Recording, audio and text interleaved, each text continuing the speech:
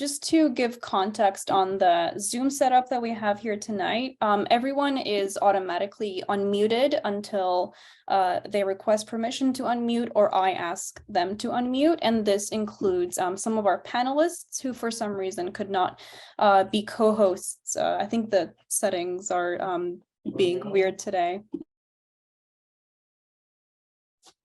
So thank you everyone for joining us this evening. And for those of you joining from Armenia and Artsakh, I'm so beyond excited to be hosting this conversation with you all. I know it's morning time there and you took time out of your day to be here. So we're very, very grateful of that. My name is Sonia, and I'm going to co-host this meeting with Mane, who is also the co-chair of the ARTivism committee of All-ASA. And she's also the USC representative for All-ASA. So this event was organized by us and also two other co-hosts of ARTivism, Anush and Christine, who are here in this meeting today. For those of you who are unaware, tonight's panel is part of a larger month-long committee for Women's History Month. And this campaign was put forth by the committee to highlight female resilience amidst conflict in Armenia and Artsakh. We felt that there's no better way to showcase this theme than by hosting several events throughout the month to commemorate it. So our main event is going to take place tomorrow at 6:30 at Hero House called ARTivism.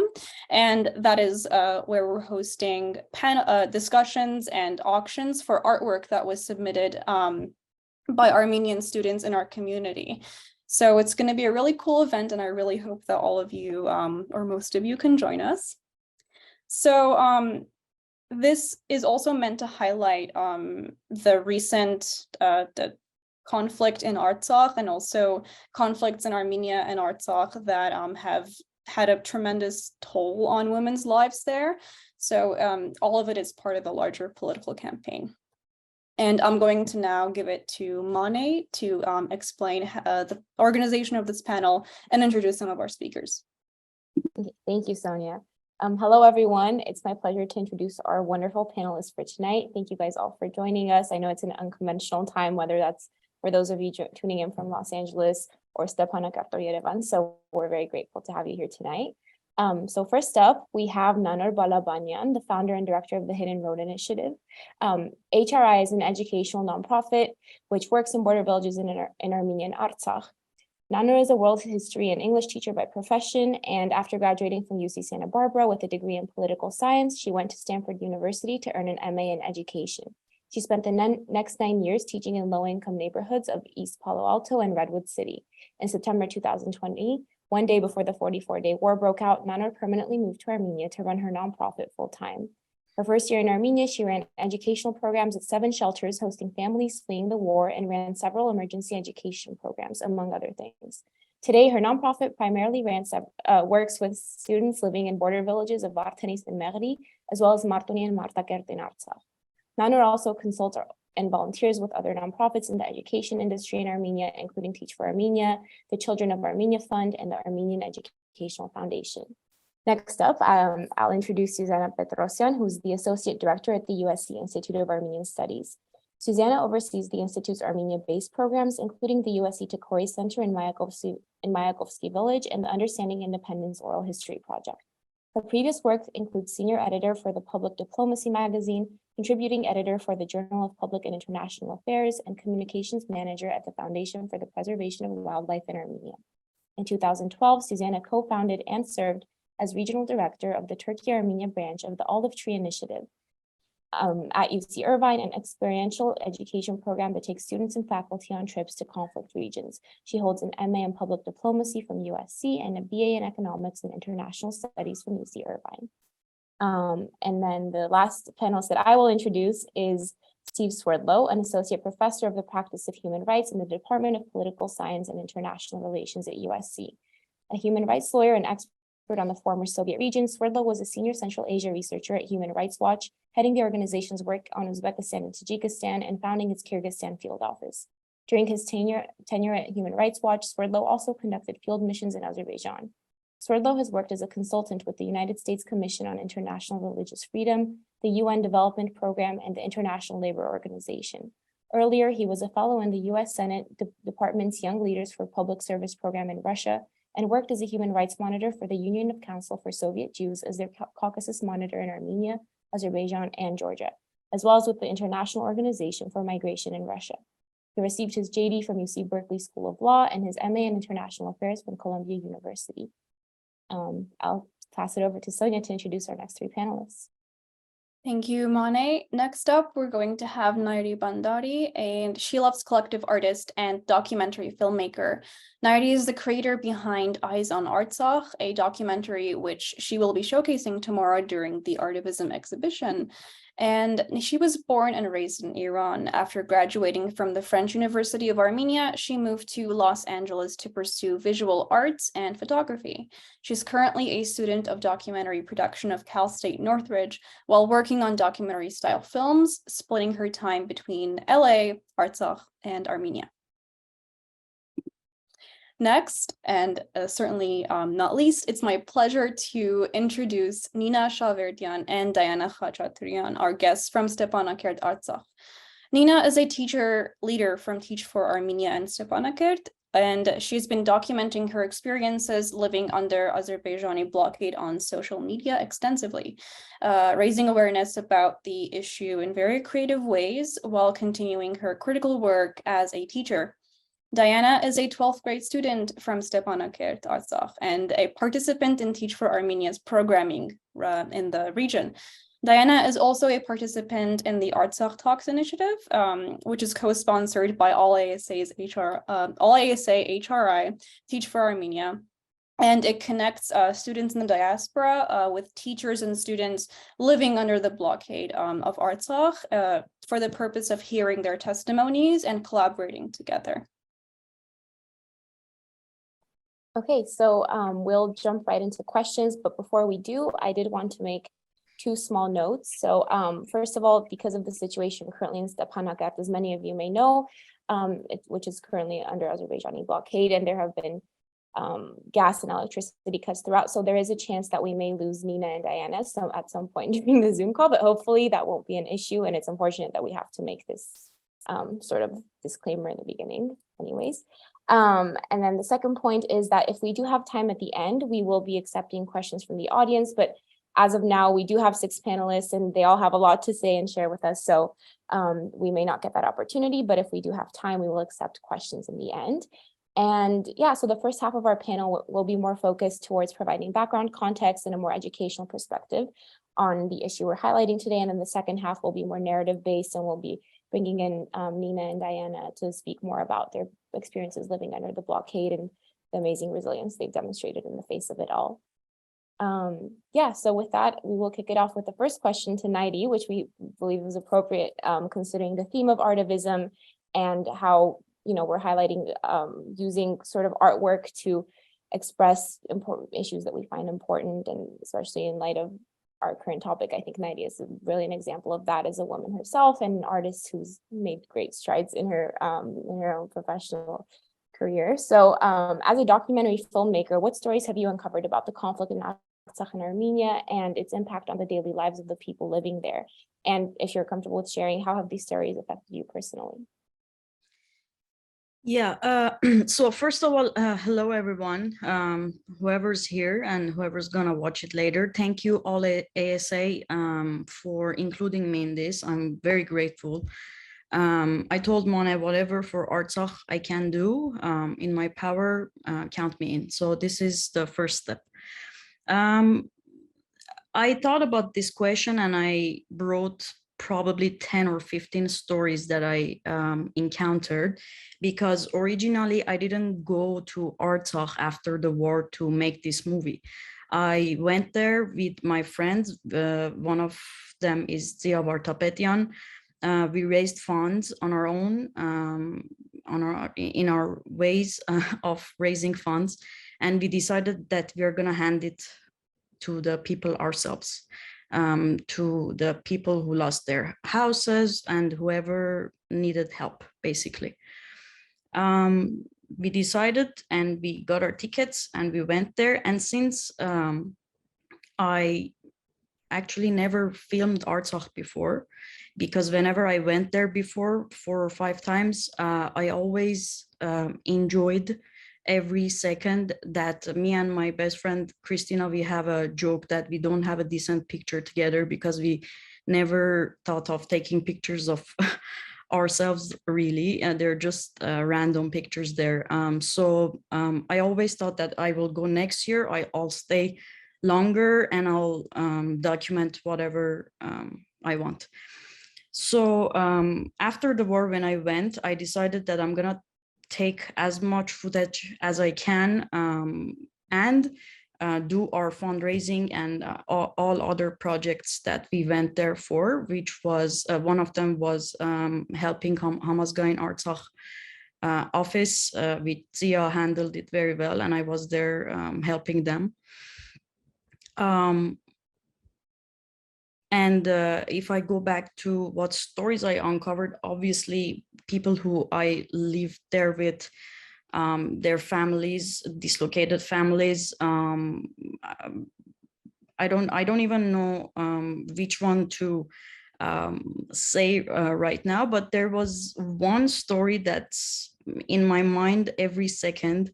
And unfortunately, I couldn't film it at that moment because it was so heavy that I couldn't even use my camera. We were in Ashan village, distributing some of our funds and helps from people in LA.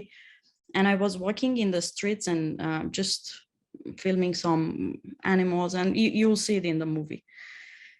And I saw a man. I asked him if I can find mulberry vodka, tutti ori. And he said, I can give some to you. He went and brought me a bottle of mulberry vodka. And I said, okay, how much should I pay for it? And he said, you don't have to pay for it. And I insisted to pay for it. And he said, I made this so when my son comes back from the war, we will drink it together. And that's when I just couldn't answer him. And it's always a story that I tell people from my experience, maybe the most highlighted one in my head right now. Thank you, Nairi. Of course. So I'll direct my next question to Professor Swerdlow. What would you characterize as the most pressing human rights concerns for the civilian population in Artsakh arising from Azerbaijan's blockade? And what steps can you see do you see the international community taking to address these concerns? And if it's not too much of a loaded question to ask, how do you see it ending? So I am so honored to be here. Thank you so much to ASA, to Sonia, Mane, and everyone else who is working to make these events happen. The theme of resilience, I'll just say, before I dive into the remarks about human rights perspective and international law, to set the context.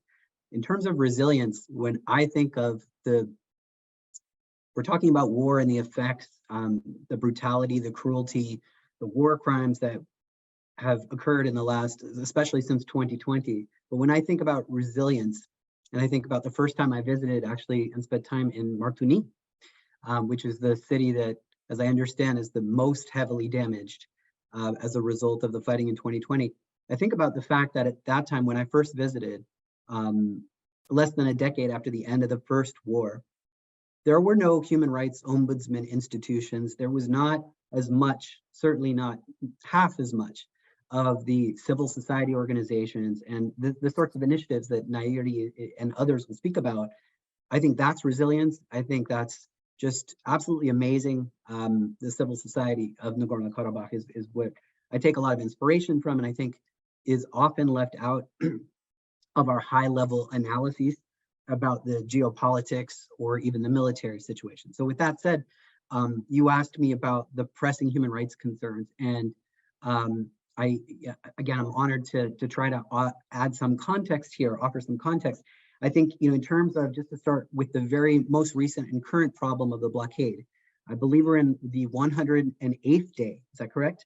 Of this humanitarian crisis. So 3 months, 2 weeks, and 3 days, which is leading to an unprecedented humanitarian catastrophe which implicates every human right, from the right to education, to the right to medical care, to the right of freedom of movement. And it's very important to recognize and remember that we have quite a hopeful development in the often bland world of international law, where the International Court of Justice on February 22nd issued a categorical, very clear ruling declaring that Azerbaijan has an obligation to ensure unimpeded access in both directions along the Lachin corridor, which would allow normal life to resume. And so we now have this quite compelling and important precedent set by the World Court, which Azerbaijan is compelled to follow and should listen to. So I think that's also very interesting that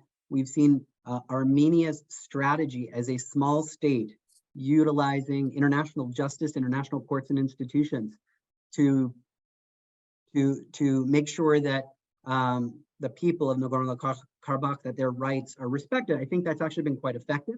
So I'll start with that.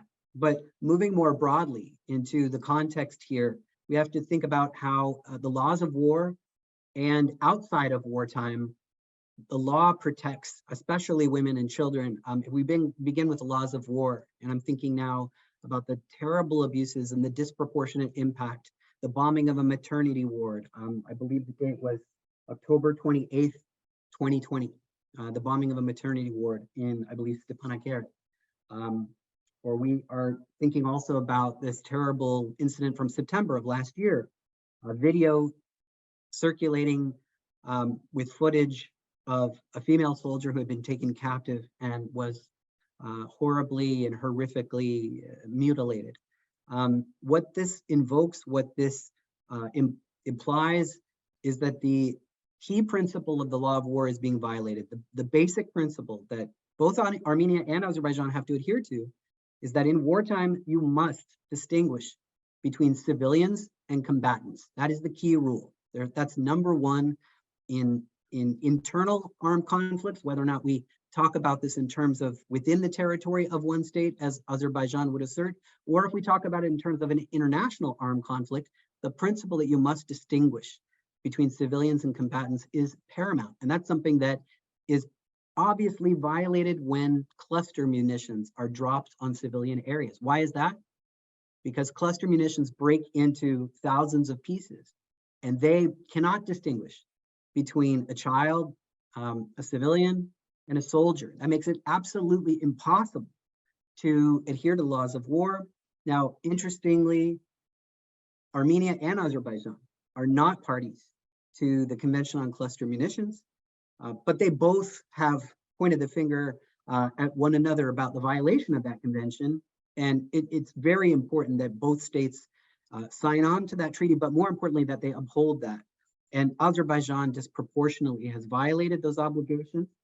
I think cluster munitions, there's a separate treaty on cluster munitions, and then there's the Geneva Conventions. Most importantly, the Fourth Geneva Convention, which protects civilians. So that is, I think, of paramount importance that we've seen routinely civilians being targeted across Nagorno-Karabakh. Moving on from there, in terms of banned weapons, cluster munitions, we've also had reports, or it's now been confirmed, certainly over these past 3 years, that white phosphorus, which is an additional terrible weapon, which also strangely is not banned under the laws of war, but it is prohibited to target civilians with white phosphorus. This is a chemical that can have lasting effects on the environment, can destroy the environment. And that was something that Human Rights Watch, Amnesty International, and the Ombudsman's Office of Nagorno-Karabakh documented during the war, which is the use of white phosphorus, a very severe violation of the laws of war. When I was looking at the impact on women and children, I was reading through some of the materials, some of the testimonies that journalists I think it's, Syuzanna Petrosyan did some great work actually compiling the voices of women affected by war. And one of the most impactful statements I read was by Lara Sargsyan, who's 36 and actually served in the military, and said, "The war is a disaster itself. Within seconds, everything changes inside you. What you considered important before becomes meaningless from the first shot. In the most tense moments, you do not feel anything under the shells and missiles. You wait impatiently for the end of this nightmare. If you survive, you will continue to do what you have to do. And there are countless statements like this.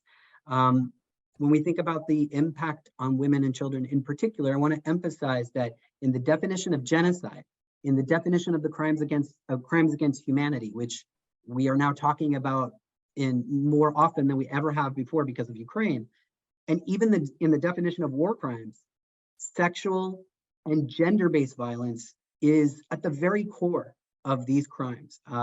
It is a fact that in any genocide, in any of the most egregious cases of human rights abuse, women are always targeted disproportionately. Rape as a weapon of war, that's since the 1990s, since the Yugoslav conflicts, it's been established that rape is an aspect of genocide. And of course, the definition of a crime against humanity is that the attack be systematic and widespread on a civilian population. And I think that definition is met in terms of Nagorno-Karabakh. Mane, just stop me if I'm going on too long.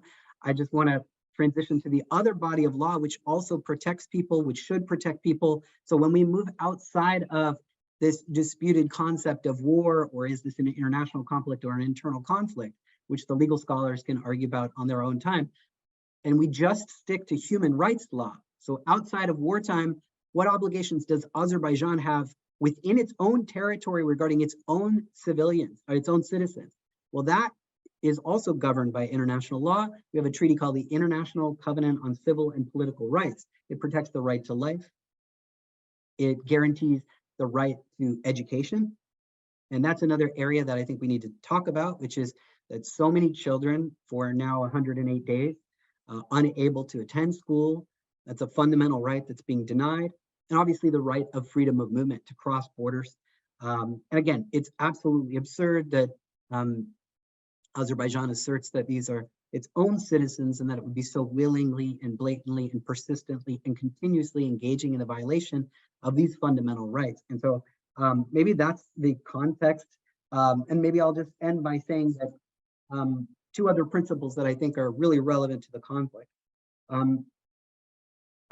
It's strange that it bears repeating, but there's an absolute prohibition in conflict to target or commit violence or kill or wound or harm someone who is surrendering.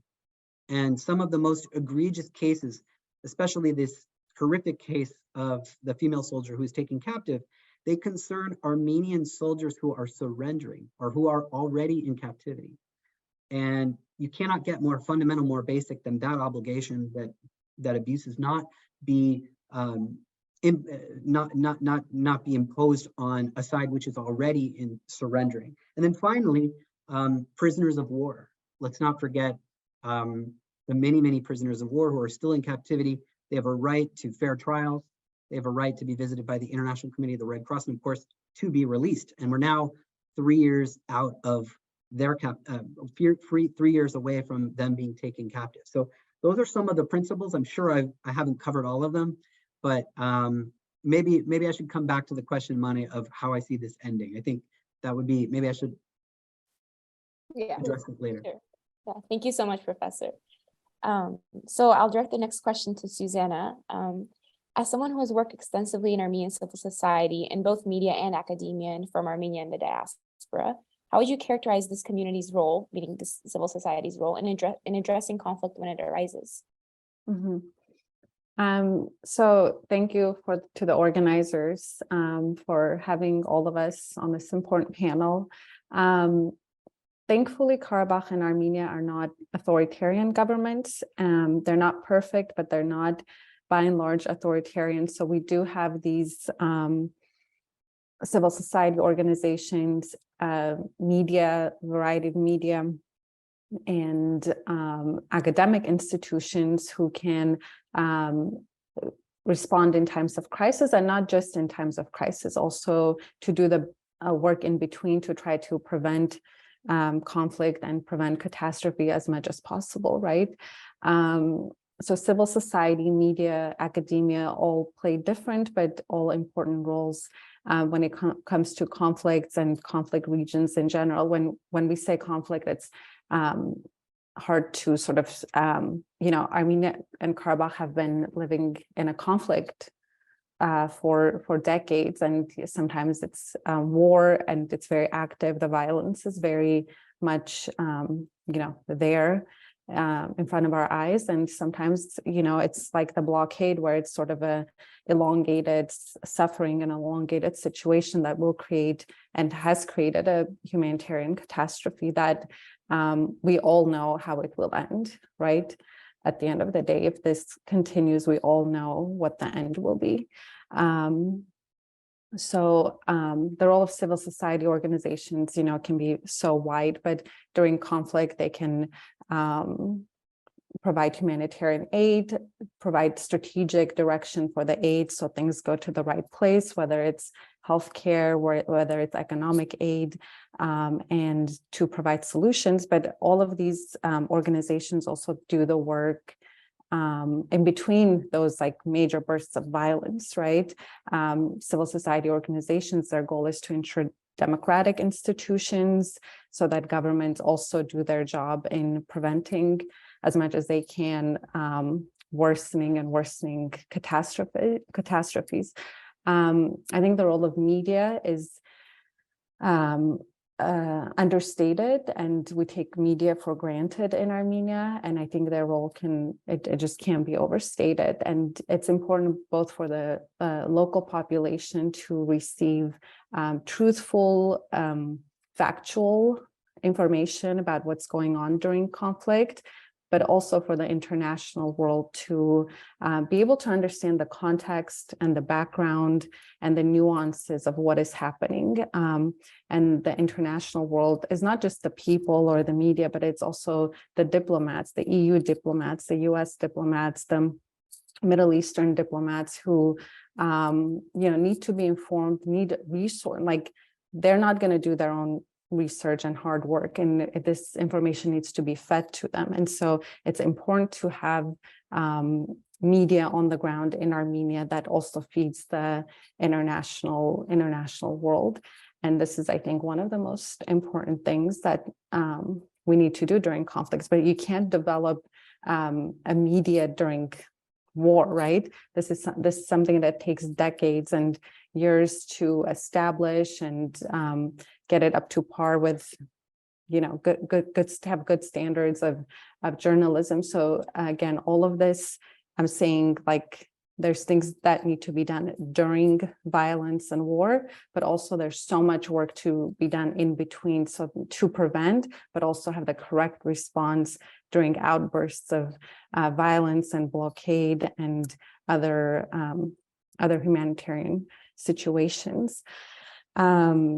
Academia's role, the way I see it, is more to provide sort of this long-term foundational basis, both for the work of the media and the civil society, because without research, without data and facts, what are we basing our strategies on? What are we basing aid on? What are we basing what we say on? So I don't see academia's role as sort of having this immediate response to conflict, but their work is so important in this sort of like long haul, in the long term, providing the research and like I said, the foundation for everything we need to be more strategic in every organization. Thank you. So for our next question, I'll go back to Professor Swerdlow. So maybe you can finish whatever you didn't get a chance to mention earlier. But the question we wanted to pose as our second question was that, so experts and government officials have been warning for weeks now about the imminence of another Azerbaijani attack against Armenia and or Artsakh. So basically along the line of conflict, and there's been several escalations in the past days alone. So in light of our theme highlighting female resilience, can you speak to how conflicts in general impact vulnerable populations like women and children, and the specific ways that this is manifested in Armenia and Artsakh? And then you can also go back to the question you didn't get a chance to answer before about how you think this will all end. Yeah, no, thanks for the question. I mean, as I was saying, women and children are always um, disproportionately impacted, and I think the inability to attend school is profound. It's not something that we see in the headlines as much. It's not something that is easy to measure as as wounded or killed. But make no mistake, it is absolutely scarring. I was reading some of the comments of women, young and old, in Karabakh, talking about just the devastation that this war, this 44, which sounds short, but 44 days, but the impact on a whole generation of young people, in particular, 18 to 20-year-olds that now are no longer alive, is so far reaching. And it's still, I think, with COVID and with the the shock of this conflict, there hasn't necessarily been time or the ability to really collect all the testimonies, although that work is being heroically done, in part by my colleagues at the Institute of Armenian Studies, but also organizations like the Center for Truth and Justice that are working really hard to preserve what happened and understand the trauma. But I think we're not at really a moment where we've been able to really take stock in full of the humanitarian impact in addition to the violations. And as I said, I think the levels of brutality that we witnessed in this particular conflict have surpassed. Well, in some ways, they do harken back to the worst moments of the Sumgait pogrom, violence against women. We know, again, those stories are always in the center of the brutality of these events, the rapes, the absolute brutality of it. I'm sorry to be repeating myself, but I do think that, again, we have seen what's different about this period of time is Armenia's really sort of creative flexibility with regard to using international law to defend itself, the whole process of using the Convention on the Elimination of Racial Discrimination to raise the issue of Armenophobia as a state policy of Azerbaijan's government. I mean, that's not something that we saw really, a generation ago. But now we're talking very openly about this fusion or this convergence of a racial ideology with a territorial conflict and imperialistic aims and visions of Ilham Aliyev. So I think that's very helpful that we have a much wider conversation about the impact, about the real goals at stake. The other thing that I think is really important here is that, and you mentioned that I used to be able to go to Azerbaijan and do work on documenting the government's violations of human rights inside the country, its crackdown on civil society. We've seen Azerbaijan consolidate its authoritarian status even more.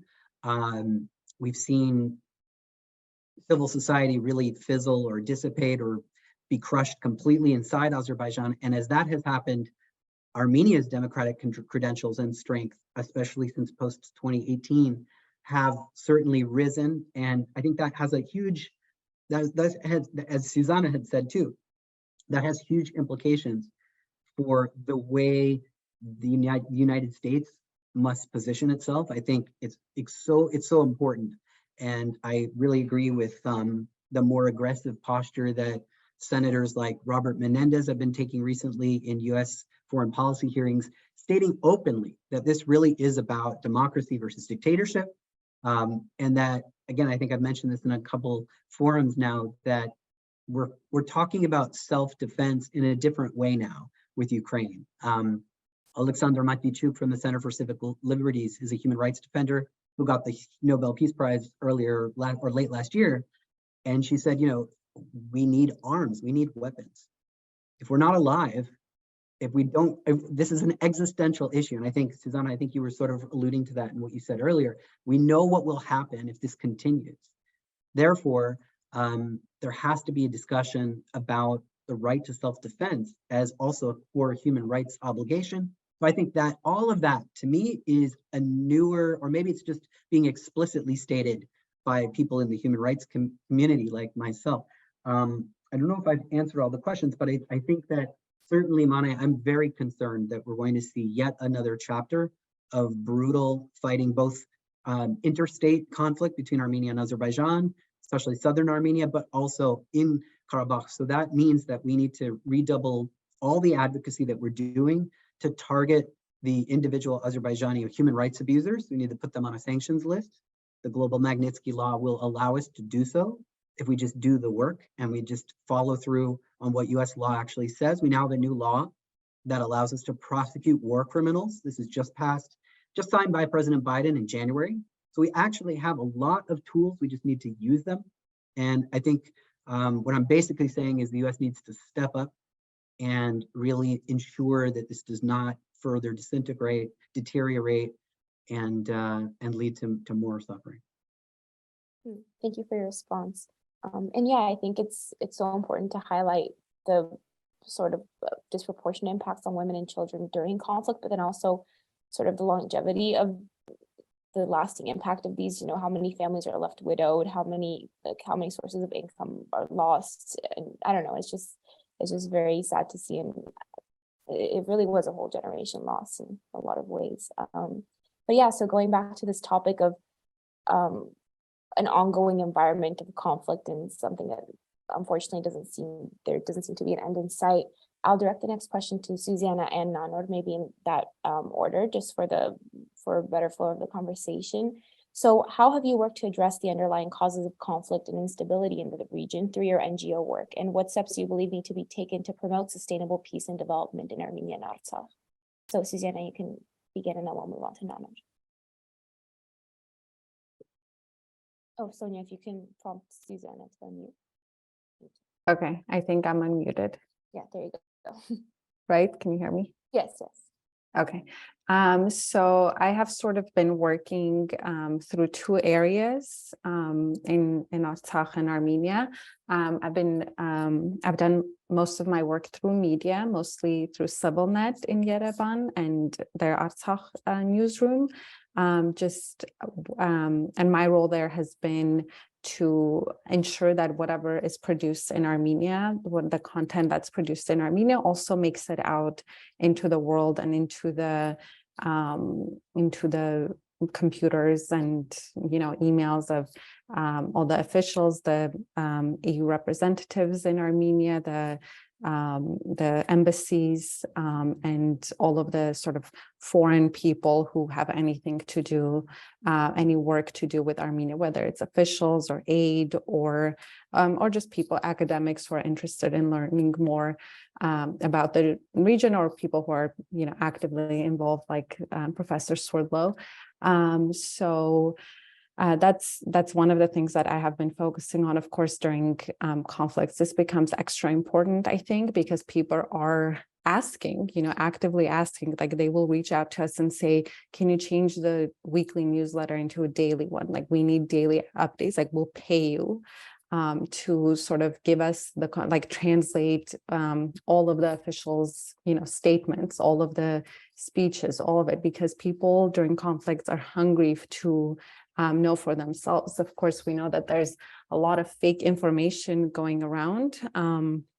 And I'm not just talking about inside Armenia, but, with Azerbaijan too, right? We see a lot of misinformation going around during conflict. So it's really important to have a credible source and to provide people with basic facts and context. And you don't, we're not about, saying, okay, this is the side that is right and this is what is happening, but here's the context, here's what people are saying, here's the visuals from Artsakh, here's what our team sent us from the ground. So we're providing you with the content and you can make your own decisions and your conclusions on what you see and what you decide to do, what policies you decide to implement after the background and the content that you have received. And then in my second role as an associate director at the U.S. Institute of Armenian Studies, we have been working on a lot of research projects. So we do a lot of research calls annually where we fund researchers from around the world who are doing work, studies, investigations on their scholars on Karabakh and Armenia. So people investigating the nuances of Azerbaijan's military, emergency response care in Artsakh, economic situation in Artsakh and how that functions during a blockade or doesn't function. So these are all little nuances that can, are not so sort of popular to look at, but they are the important, these small niche topics are what's important to study and research and have data and analysis on, so that when we do make policy decisions, when we do make strategies, that we are relying on facts and not just assumptions, decades old assumptions or things that we just hear out and about, right? We're basing it off of someone's study who went there and collected data for a year. So I think those are the main things to focus on. That's what I work on and will continue to work on to provide sort of the necessary research development and also amplify the content that comes out of the country for all the interested stakeholders. Thank you. Thank you. Yeah, thank you. And Nanor? Hi, everyone. My name is Nanor Balabanian, and I'm happy to be here with you today. Thank you for inviting me and my little dog, Coco, who won't leave me alone, so I apologize. You might see him throughout the call. Coco is actually an important part of my work, hence his presence on photo. We moved to Armenia in 2020, as it was mentioned before, without knowing that the next day will be a different Armenia than what I moved for. I've been working here since 2009 as a student first, when I came on just a trip in 2009 with AGBU. That ended up being a full-scale nonprofit. 2 years later, when my UCSB not counterparts, my student colleagues and I came and started a small project, a college project in a village in Vartenis, which is now a border village. That NGO, that college project and club, which was born out of ASA, ended up being a nonprofit today. And Coco and I moved to Armenia in 2020, September 26th, to do this full time. The next day, the Armenia that I had known for 12 years changed completely to what it is now. All the villages that I've been working in since 2009 became border villages immediately, overnight. Akhbratsor is the main one that we work in, and Makenis, which is on the other side of Sotk. The other region I work in is in Megri Shivanitsor, which is right by the Iranian and Azeri border. And finally, we were also working in Shushi, and then eventually Mardakert. Our program has grown a lot, and to address your question, how we've been responding to the emergency. First, quick overview what we do. We provide educational and leadership opportunities to kids living in border villages. And most of these villages had no other NGO presence when we started. So as many of you know, there's TUMO, there's COAF, there's Teach for Armenia, and many of them are all over Armenia, which is wonderful, and Artsakh. And not many organizations are in Artsakh today. But the regions in Gerar Kunik and Syunik at the time in 2009 were really isolated from many NGO presence and educational projects. So we started providing kids with not just summer camps, but also online education in English, where we pair them one-on-one with tutors in the US, most of them in the US and some in Europe. And they teach one-on-one to the kids in Armenia and Artsakh. And that's been going on for 3 years now, every week, sometimes 2 to 3 times a week, depending on the volunteer teacher's availability. The other thing we do is once they graduate through the English program, they can qualify for full scholarships, whether it's through AEF or us, and they're able to study in Yerevan or the village close by. And then they go back and are required to do service projects in their village in an effort to grow leadership skills within the village. And so it doesn't become us doing projects in the village, summer camps in the village, it becomes them creating that opportunities. So how has this changed in the blockade? Well, I have to tell you, since I've moved here, September 2020, I'm expecting an emergency every single day. It is very different than the 9 years of work before, and exhausting work.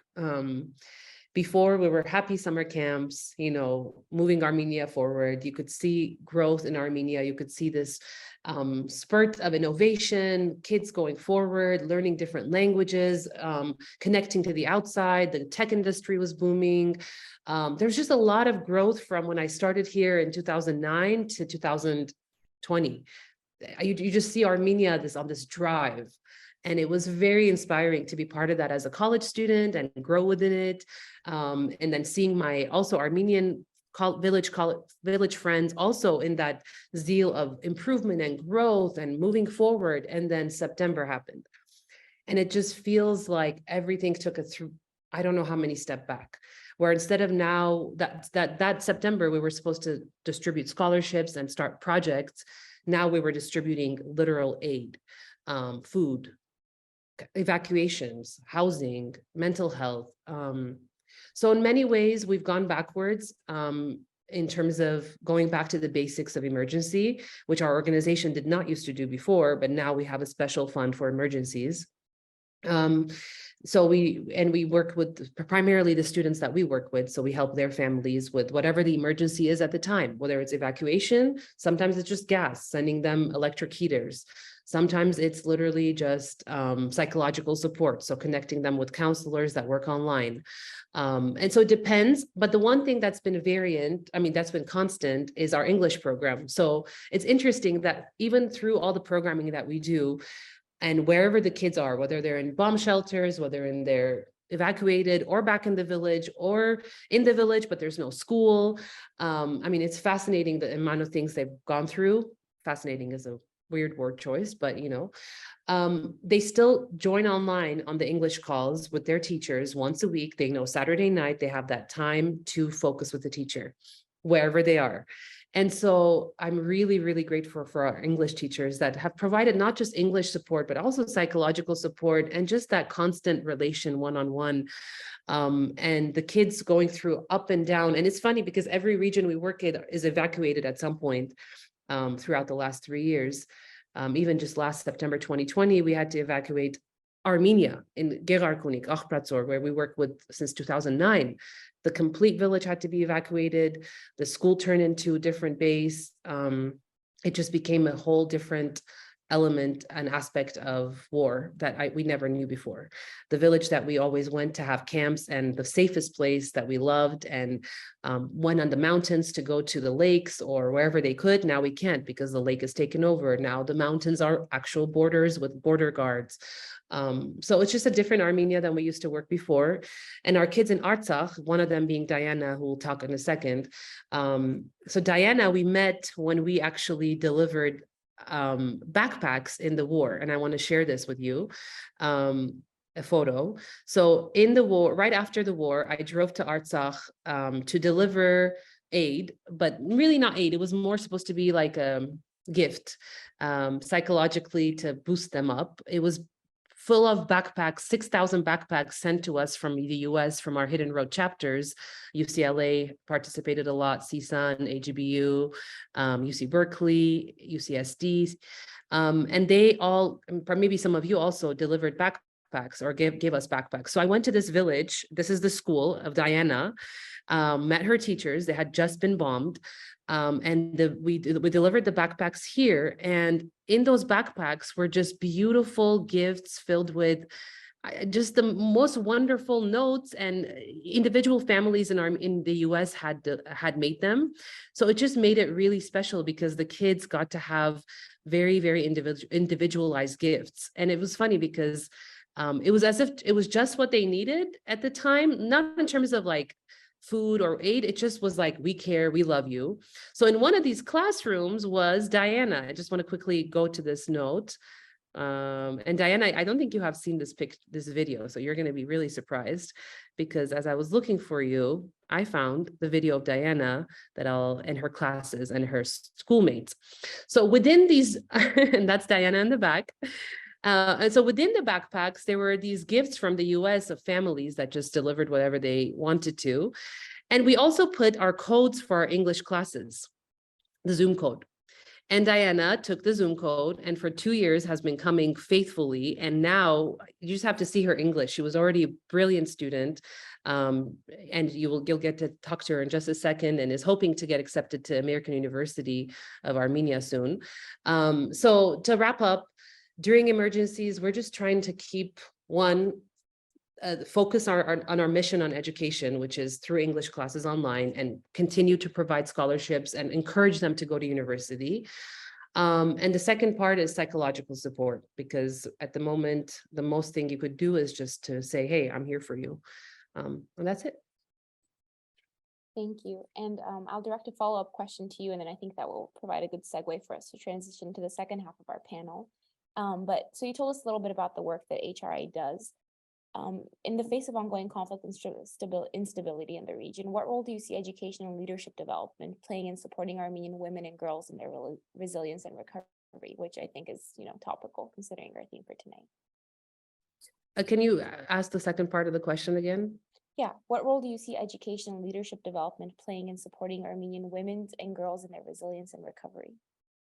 Oh, I feel like the best person to answer that will be Nina and Diana in a second. But I see the role of women as, I don't know how this has happened, but for the last many years that I've been here, I've noticed that universities especially are in the beginning just full of the woman. Like right after when they graduate 18, they're going to university. A lot of the guys are required to go to military, and they go for 2 years. And then some of them come back to university, some of them don't, which is a sad factor. What we also need to talk about the role of men getting a higher degree education, which is a problem. But so when it comes to women, you see, I have, at least in my time here, seen a huge growth of women really, really aspiring for majors like STEM and engineering and coding and computer science, which didn't used to exist 10 years ago when I was here. So I really am inspired to see that. And I think that's also thanks to a lot of programs like TUMO and Co-op and Teach for Armenia that really puts the one-on-one mentoring of women and encouraging them and giving them opportunities to pursue these degrees. And Armath Labs, I don't want to also really, really say how the amazing robotics program we have in Armenia now through Armath Labs have really transformed a lot of the schools that around Armenia and Artsakh. That said, I also don't want to deny the reality that there's many villages that I work in, many, where it is still required of the woman to get married off at 18 and not go to university. I have worked with families like this personally into like today's age, 2023, having to convince them, encourage them to say, hey, let's at least get them a cosmetology degree. Let's at least get them any kind of artist, some kind of any trade that they can work in before getting married, so that hopefully one day, and unfortunately we're in the kind of place right now that, I mean, it's sad to say, but the men are endangered. The men are going off to war. Many of them sometimes are not coming back. And the women are left, if they're especially without a degree, in this helpless kind of situation without being able to fend for themselves. And we're to blame for that, because if we don't encourage women to work and to have basic degree of being able to provide for their family, they're in these really helpless situations. So it's extremely important that we encourage, especially border villages where some of these ideologies still exist, that no, if we, let the woman go to Yerevan to study, or even to the nearest university, she'll never get married, and and this is a really, really big problem that I see that we're trying to address. Thank you so much for your response. So with that, I'll hand it over to Sonia to resume the second half of the panel.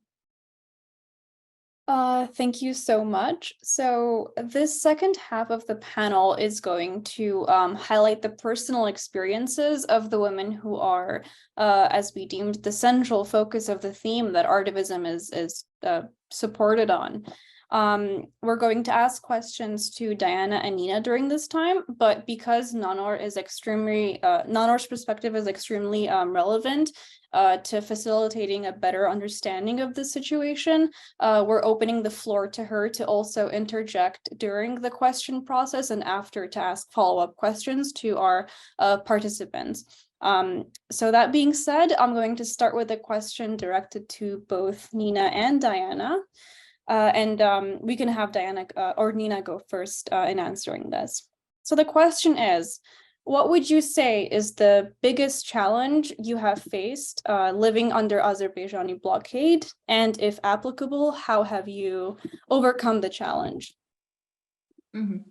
Hello, everyone, and thank you for organizing this. I think, in my perspective, a lot of things have been really hard to deal with.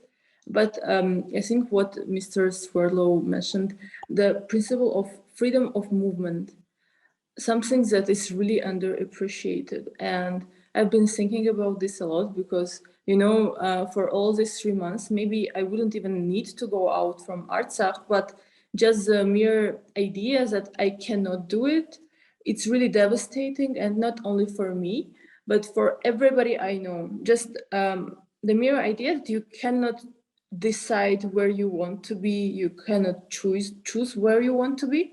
It's like really, really heavy, and it's a huge burden for everybody here because, you know, we Armenian people, they are really free, and especially us in the mountains, we are not used to having any limitations.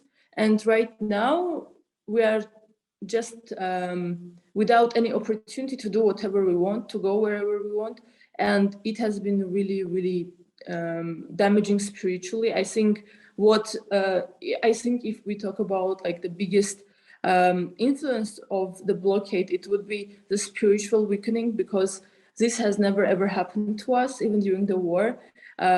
Yes, it was a war, but we had the freedom to fight, we had the opportunity to fight, we had the opportunity to move. And right now, it's not even the war, but we feel powerless, as if there is constant war and you cannot do anything about that because there is no like weapon income here, like because there are no roads, like you need to eat whatever you have, you need to drink whatever you have, you need to do the only thing you can do.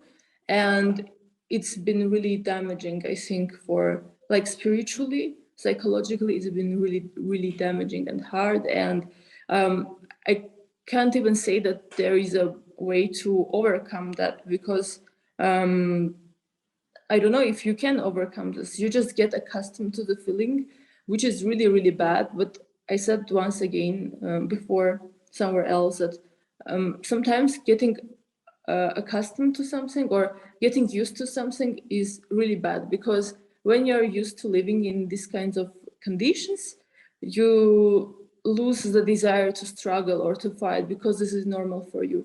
So it's something that is really concerning for me, but also something that is, if we didn't get used to these conditions, it would be very hard to deal with that, and the result would be much worse than we have right now.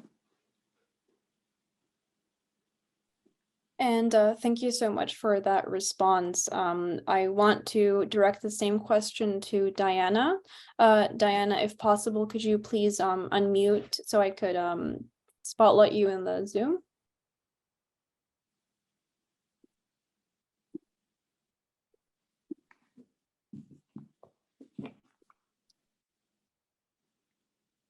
I'm not sure if Diana is currently with us. Like we mentioned, there may have been some internet cuts or whatever other reasons that could have led to this. So because of this, I think we can come back to Diana's questions later when she responds.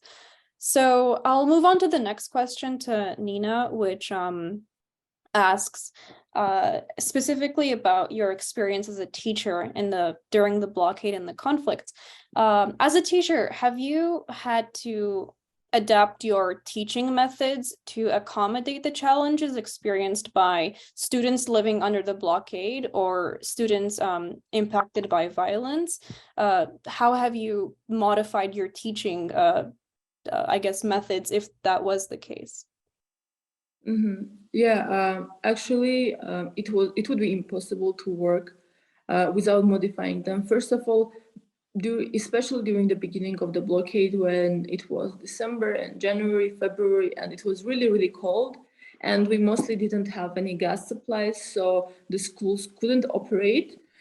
We still decided to go to school because I think what is worse is just stopping the whole education process. Armenia, especially Artsakh, has suffered from that tremendously during COVID and then during the war and after the war. So we already have 2 years lost from our educational process, and the blockade, we couldn't let it to become 1 more year without education. So we still choose to go to school, at least in our school, in our village, and it was really cold. So if normally our classes last 45 minutes, during the blockade, we had classes for 25 minutes. And it was done not only because it was really cold, but also because children didn't have any food that they could bring to school. We had very limited sources of food, and usually children buy some sweets from the shops, and that's what they eat during the school hours. But so we didn't have any of that, and it was really hard, like, to carry soup to school. So we had to have the classes really short so that children don't get cold, even though they did. But that's the only way we could ensure we have some education. We can give them education, and then it was also 25 minutes so that they don't get really hungry. And then other than that, most of the teachers, they would have some classes, extracurricular classes at their houses where they had like wooden heaters. So the children would be able to continue to grow, and everything has changed actually. So we had to be very careful about what we talk about with them at school. And also even right now, when the situation is a bit milder, because it's the weather is warm right now, and even though it's been, I think, more than a week that we don't have gas again, it's not such a big issue because at least we don't get cold, and it has been really harsh this winter. But even, you know, in these days, so for example, I think a week or 2 weeks ago, we had to go to a trip, like a hiking trip with our children. And our village, the village where I work, it's on the border, again, nearly on the border. And Azerbaijan has shot some people that were harvesting crops, not harvesting, that they were growing, working with the land in there, and they have shot in that region. So, and during the same time, there was the moment when Azerbaijani people closed this alternative road and killed 3 other people there. The alternative road is like a small road through the mountains. It's a military road, and it was used to bring some medicine and food in very limited quantities. And Azerbaijan has blocked that as well, I think like 10 days ago, and they have shot 3 people. So all the trip, we had to change it because it was already, it's always dangerous to go to the mountains, because first of all, you don't know if there are any like weapons left from the war. And even though Hello Trust works really well in that direction, you never know if there is something or if it's safe.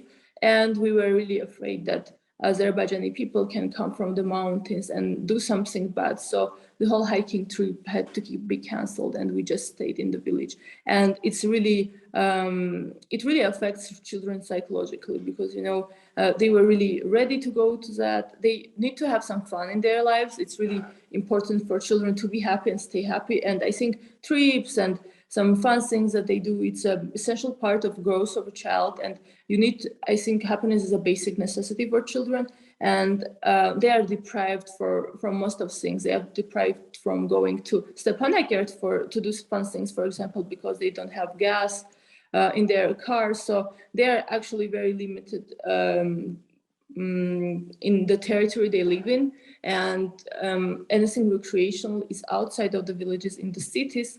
And they don't even have opportunity to go there because we don't have fuel for the cars, and they cannot even go to the mountains because there is a constant danger that is there in the mountains. Yeah. Thank you so much for that testimonial. To say that educational opportunities have been hindered by the conflict is really an understatement. And your personal experiences, as well as Diana's, as we will hear from, are really important to putting a perspective, especially in the diaspora, of what's going on there, because a lot of us haven't been in conflicts like that. A lot of us have not experienced these barriers to education, cutting class times, not having enough food, not having electricity. Yeah, all of this are like vital components to a cohesive education that Armenian children are missing right now. To go back on the same note, and thank you so much, Diana, for being here, I'm going to combine the questions that I asked to Nina to you. So first I want to ask you, what is the biggest challenge from your perspective that you have faced living under the blockade? And if applicable, how have you overcome this challenge? And also, if you could include something about your experiences as a student, especially, that would be really important to for us to understand what's been going on.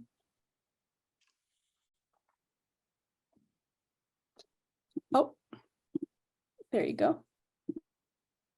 Okay. So hi, thank you for this opportunity. It's actually very early here in Artsakh, so sorry. Yeah, actually, blockade affected all of us, especially students. I'm in 12th grade, so this year I had to apply to American University of Armenia.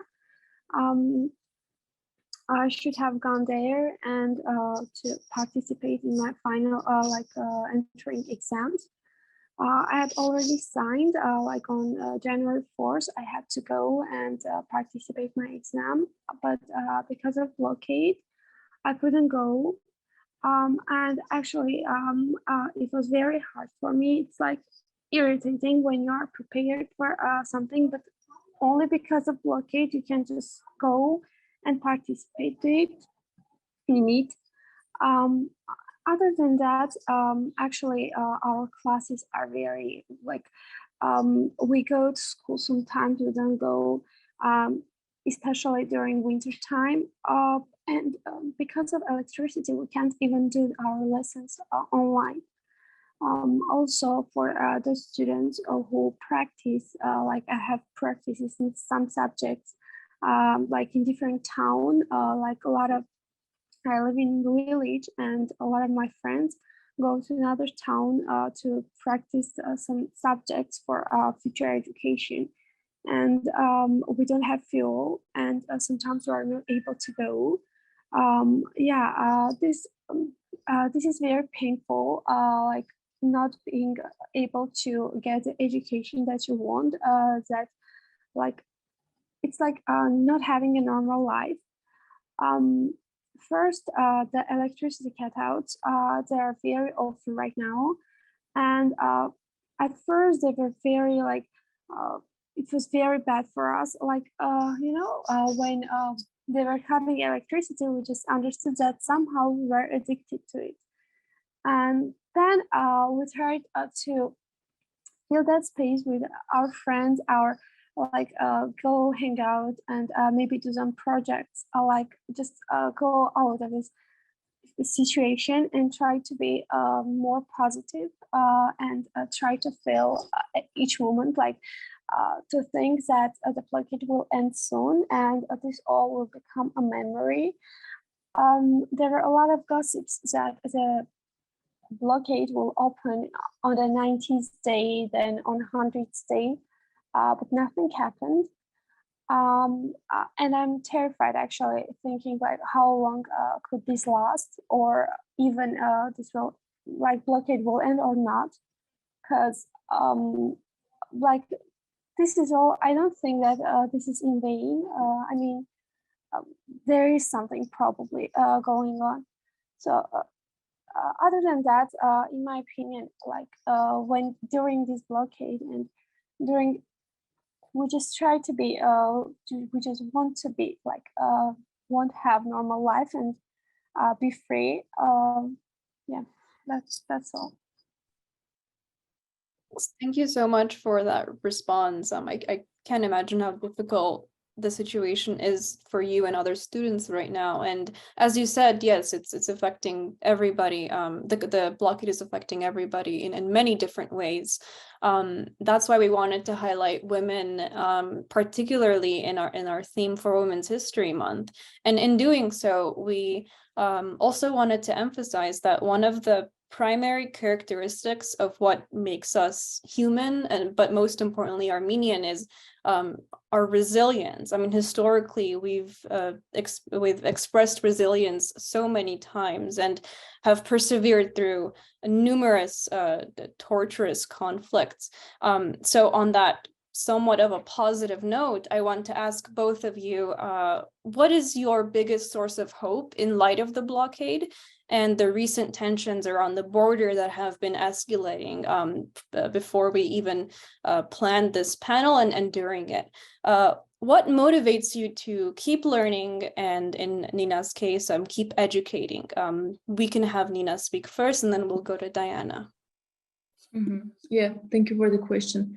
I think for me, it's the children that I work with, because they've been brilliant all this time. They've been really strong. Every time they come with new ideas, they are very eager to learn anyways, as if nothing happens really. One day they come, they're like, Miss Nina, we should do a theater performance. Or the next day, like, I want to open a cafe in the village. And I'm looking at them and I'm hearing what they say, and it's really inspiring for me and for a lot of people. I share this in social media as well. People get inspired because it's unbelievable. Sometimes I get desperate, but the children, especially the a bit younger children, they as if they don't care of what's happening in here. They keep like growing. Yes, they have many difficulties, they have many problems, but they keep ignoring everything and they keep being children. They keep wanting to learn, they keep wanting to create and imagine and dream. And actually, every single child that I've asked a question like, what do you dream about? It's very interesting. Every single child, and I always ask them like, what do you dream about that is personal, not about Armenia? But they still say that they dream about having peace in their land. So it's been very inspirational for me, and it gives me hope and motivation to work and desire to work even more to be able to provide them the peace, because I think we all as grown-ups, we owe them the peace they deserve. Thank you so much for that powerful statement. I'm going to direct the same questions to you, Diana. What is your biggest source of light during this blockade?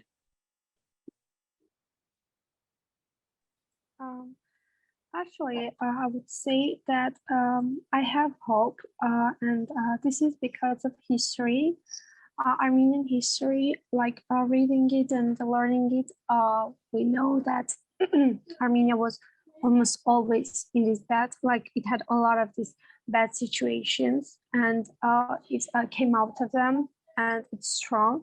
So this really gives me hope that this all will end. Also, when I just thank God that during the blockade, I am in this part. I mean, in Artsakh, not in Armenia, because my land gives me straightness. I mean, I would not like I wouldn't like to be like in Armenia during this blockade, like not being able to come home. When we have when we had a lot of deaths, a lot of soldiers giving their lives to protect this land. So this becomes my motivation for not leaving Artsakh. And the history reminds me that everything can be everything will be good, and I mean the future will be better. So yeah, I'm so glad that the theme of resilience and hope is as prominent as we expected it to be among you guys. I mean, it's what's driving us to plan our future and be hopeful in the outcome that will come about, hopefully, as the blockade ends and our lives get better. So I want to now open the floor to Nanor, who, if she wants, can facilitate the discussion better because of her personal experience knowing you guys and being familiar with the conflict in general. So if anything you want to say, now is your chance. I think the ladies here just hit everything that is very essential to what's going on right now and became a voice to many people who are experiencing very similar things. One thing that I want them to share that I think would be cool, because sometimes they're too humble to share, is the way, and Nina talks about this a little bit, but what has been some of the craziest things you guys have been doing with your students or school, and crazy as in good crazy, that like you can't believe you ended up being able to pull it off during the blockade, or being able to continue doing that. You know, some people, sometimes from the outside, we can look at Artsakh, be like, oh, it's so bad, everything is bad, everyone's, you know, it's so miserable, poor Artsakhtsis, poor Artsakhtsis. You know, they could be that. Sometimes we could have that outside view.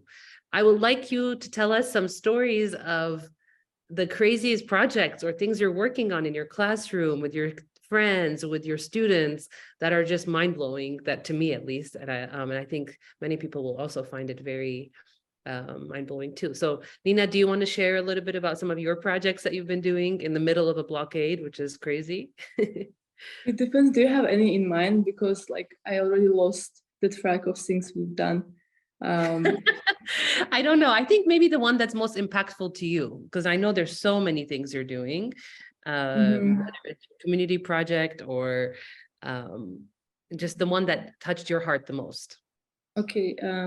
I think throughout, so this is the first year in this village, not only, okay, this is my first year in the village, so I didn't have a lot of time to get to know the children, but I think when the blockade started, it was, no, I don't think, when the blockade started, it was December and it was quite cold, and that's when like the harshest times were in December and January.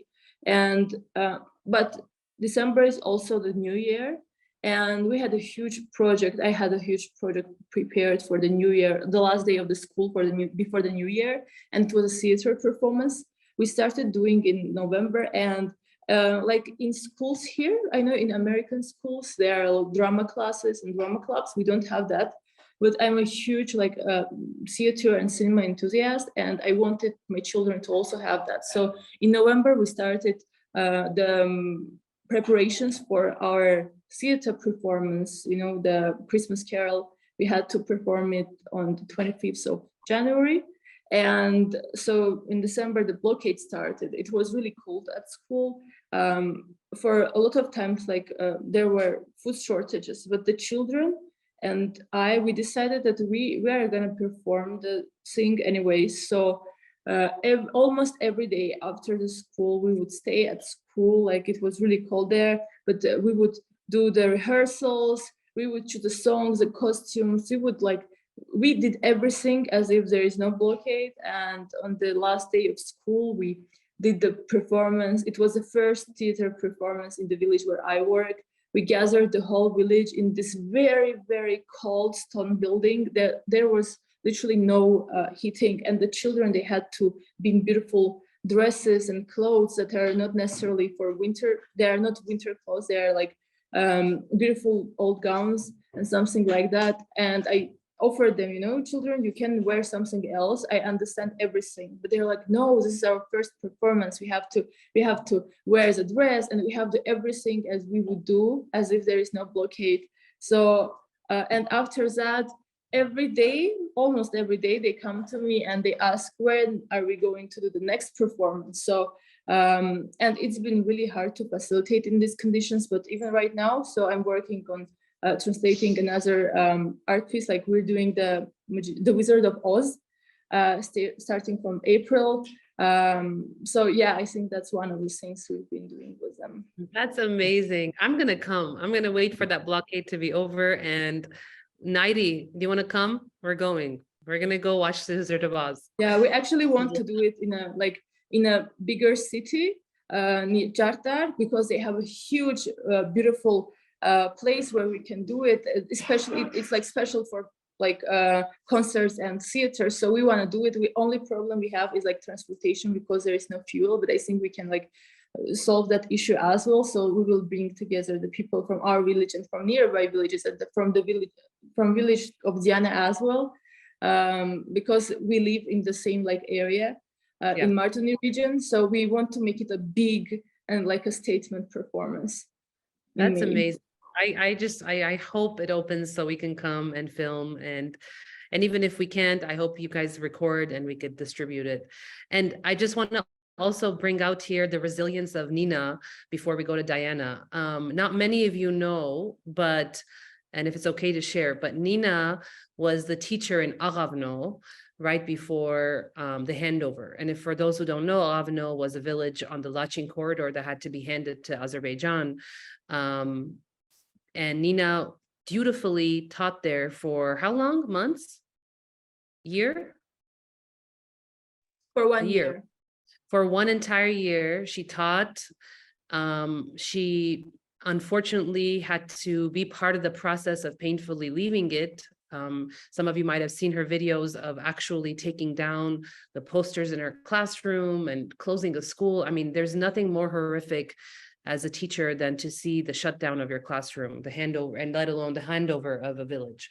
So I just want to really point out here Nina's amazing resilience and perseverance. And just a few months ago, we were in Universal Studios together in Harry Potter Land because of a conference that we went to at the Promise Institute.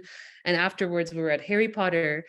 And it's interesting, right? Some of you are in LA today. You could probably go to Universal Studios any second.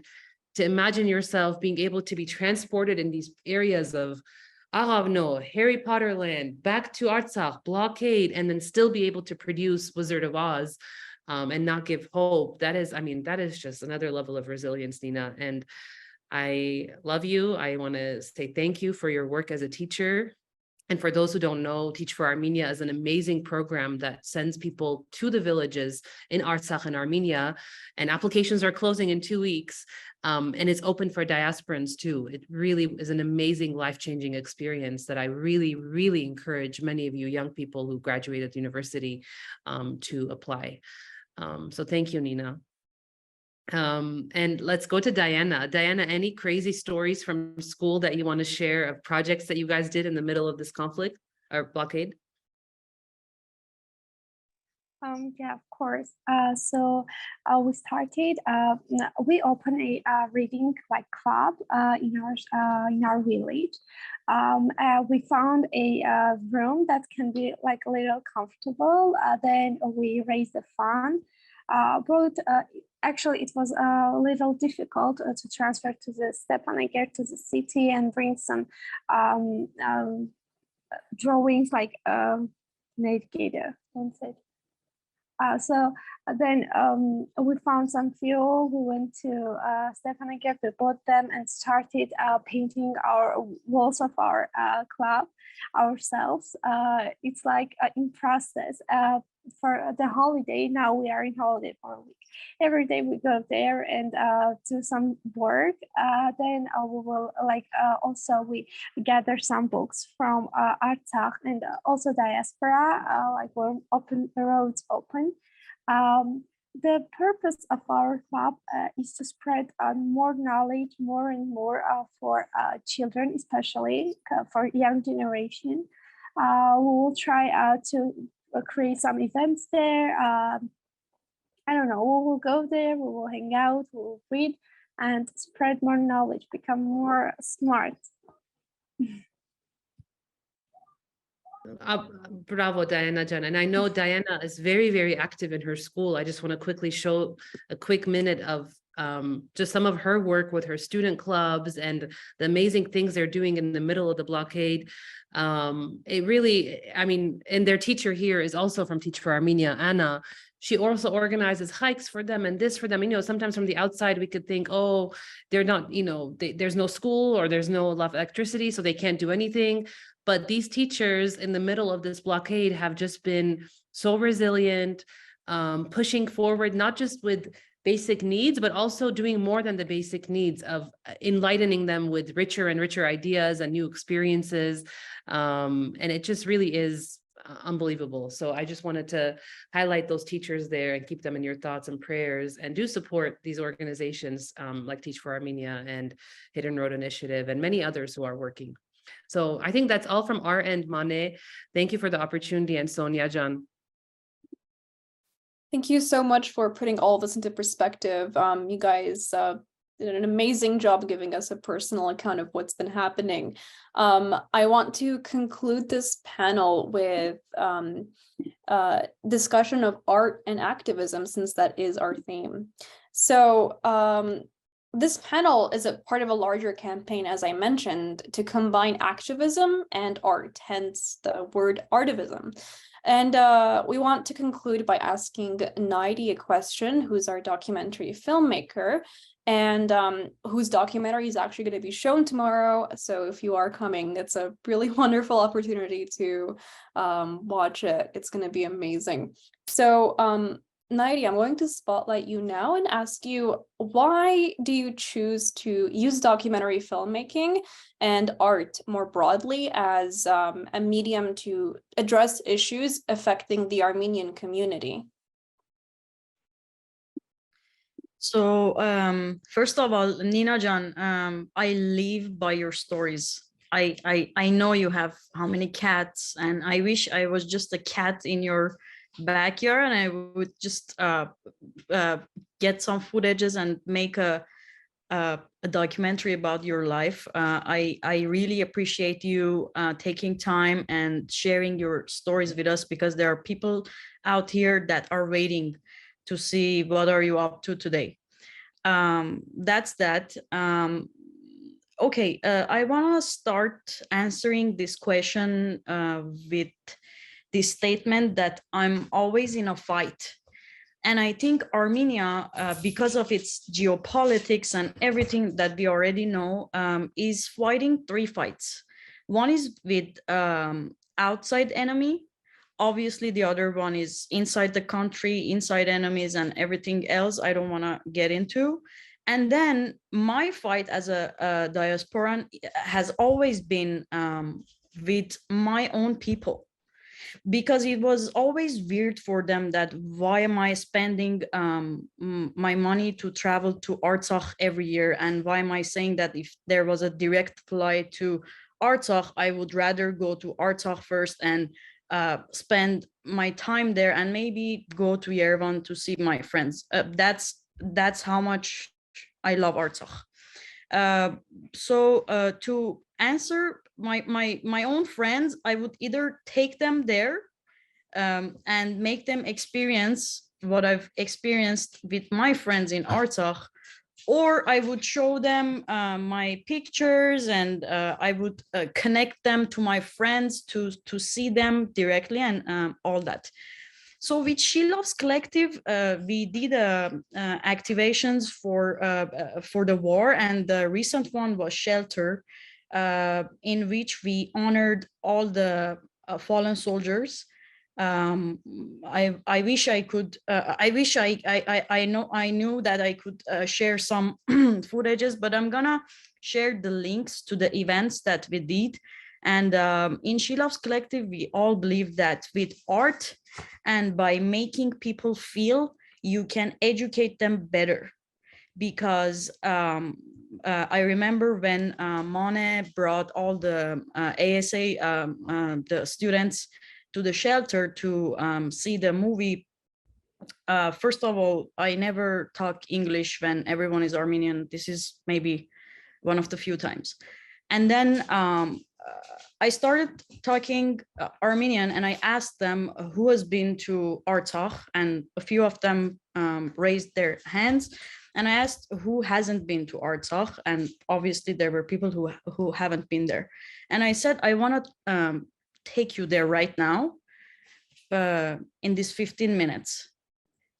And this was the first time that I really felt touched by the reflection that I got by the students watching my film and how they felt and how they love it and how they want to go there and spend time there. So I think art is a good way to, especially right now that everyone is kind of living a post-war situation, or in general, the world is not a very beautiful place right now, in my opinion. Why documentary filmmaking? Because to me, documentary is very truthful. It's very raw, and especially the method that I chose to work in, which is cinema verite. Cinema verite is basically, imagine somebody put you somewhere with your camera and you have no script, you have no plan, you just start shooting. So it's very transparent, I want to say. And by this method, I was able to transfer people mentally to Artsakh, and I'm hoping that I can continue this. I always say, after this blockade happened, I always say Artsakh is not in blockade, we are in blockade, that we can't go to Artsakh and we can enjoy it. It was my meditation, it was my everything. Every year I would go, I would get inspired, and by just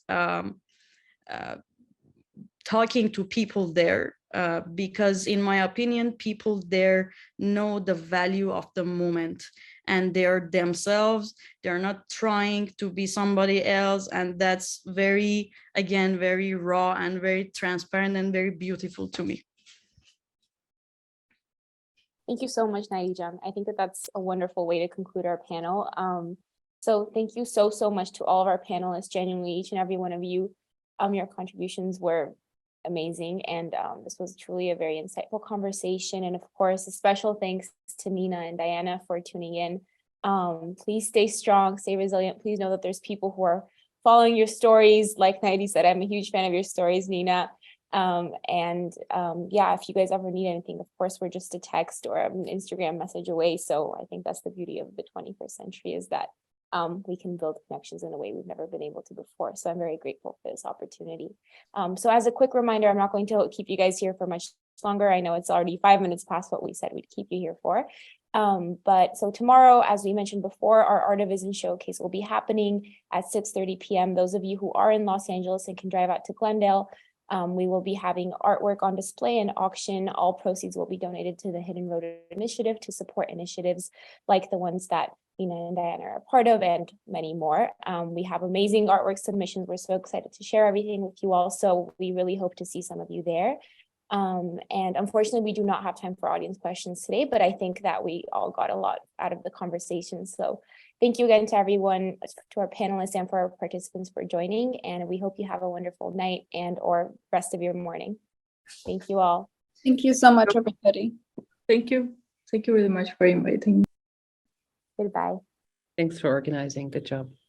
Thank you.